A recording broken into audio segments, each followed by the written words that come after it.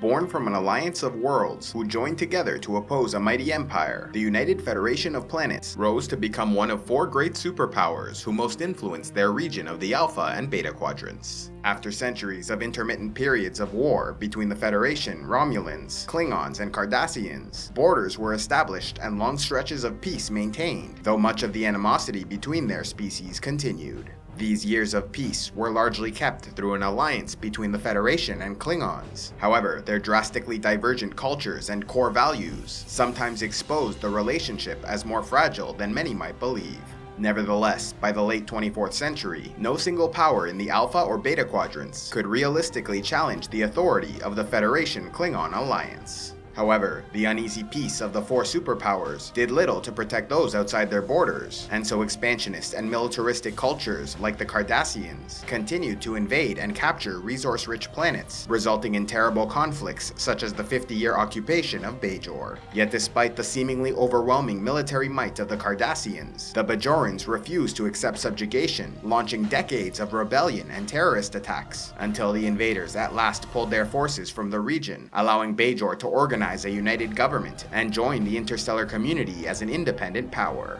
To aid them in their recovery, Bajor developed a friendship with the Federation and eventually petitioned for membership, with a Starfleet crew given permission to man Deep Space Nine, a nearby space station built and operated by the Cardassians during the occupation. And while the Federation's relationship with this planet may have seemed a small detail in the larger scope of quadrant politics, everything changed in 2369 when the Federation discovered a stable wormhole to the Gamma Quadrant in Bajoran space. To the deeply religious people of Bajor, this event represented the opening of the Celestial Temple, which according to ancient legends was where their gods, the prophets, resided. And as if to confirm their beliefs, it was discovered by Commander Benjamin Sisko of Deep Space Nine that the wormhole was indeed home to mysterious extra-dimensional aliens who chose him to be their emissary and spoke abstractly about being of Bajor. Yet few outside this region of space cared about the existence of non-corporeal wormhole aliens, as most others were instead focused on the potential of having a gateway into the Gamma Quadrant, with ships now able to travel 70,000 light-years away in mere moments.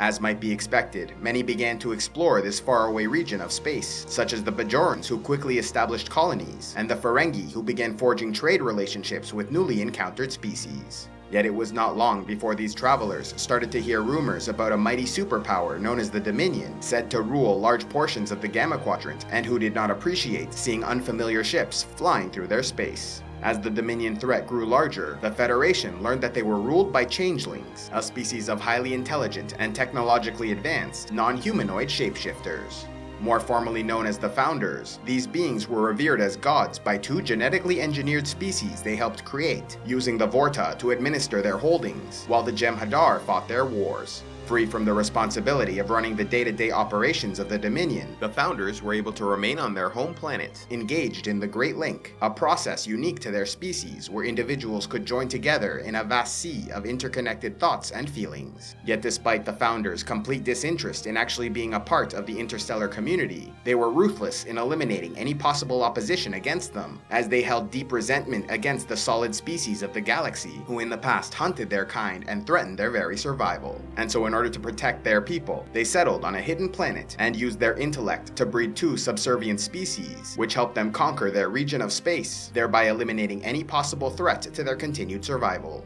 And so when they discovered that a wormhole had opened connecting them to the Alpha Quadrant, they once again believed themselves threatened by unfamiliar solids, and so by 2370, they began to deal with these outsiders, destroying a Federation ship and quickly sending a message to the Alpha Quadrant that they were on the brink of war. However, the Founders had a great deal of experience with conquering other species, and so began their invasion not by sending armies through the wormhole, but by sending spies and infiltrators in order to destabilize the region before the outbreak of open war. Unfortunately for the Alpha and Beta Quadrants, the Founders were expert shapeshifters and could take the form of just about anyone, allowing them to replace prominent political or military figures and reap chaos across the region. One such infiltrator replaced Colonel Lavok of the Romulan espionage agency, the Tal Shiar, which then allowed him to forge an alliance with Enabran Tain, the ex-head of the Cardassian espionage agency, the Obsidian Order, who wanted to launch a preemptive strike against the Dominion, believing that if they could destroy the Founders' homeworld, a larger war might be averted.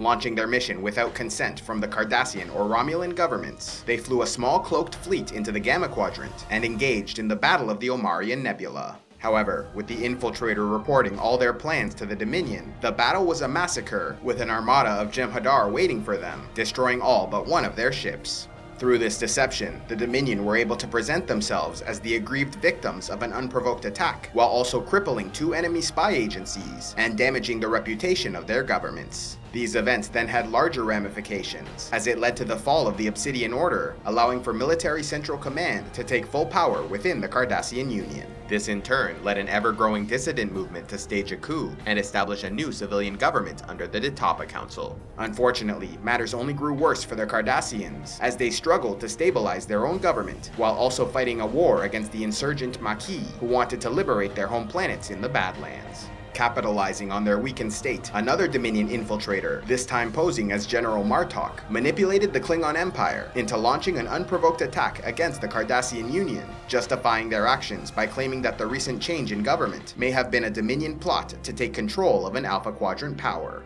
This then put a severe strain on their alliance with the Federation, who was working through their own internal struggles, as a terrorist attack against Earth led a faction of Starfleet to attempt their own coup against the government, believing them too weak to fight this kind of war. Nevertheless, the Federation tried to remain true to their principles, condemning the actions of the Klingon government, which infuriated Chancellor Gowron, prompting him to end their alliance, which eventually led to war between these powers. As a result of their scheming and manipulations, by 2373, the Dominion had successfully accomplished many of their early goals, signing non-aggression treaties with the Tholians, the Miradorn, the Bajorans, and the Romulans, while the Cardassians were weakened from political instability and invasion, the Klingons weakened by fighting on 2 fronts, and the Federation weakened by being at war with a former ally.